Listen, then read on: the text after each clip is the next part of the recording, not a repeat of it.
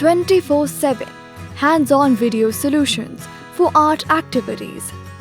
We are an EdTech textbook publishers.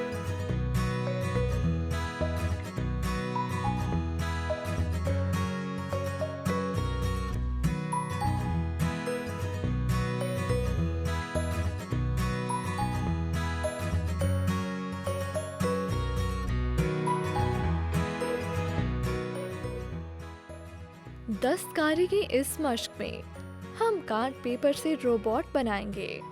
पहले मरहले पर हम 3 बड़ी शक्लें काटेंगे जिन पर रोबोट का वजूद खड़ा होगा। दूसरे मरहले पर हम उसकी आंखें, मुंह, बाजू और टांगें काटकर रोबोट के साथ चिस्पा करेंगे। आखिरी मरहले पर रोबोट को ड्राइंग पर चिस्पा करें और इस पर मौजूद तस्वीर में दिखाई गई शक्लों को देखते हुए अपने रोबोट के लिए इन शक्लों को काटें और चिस्पा करें।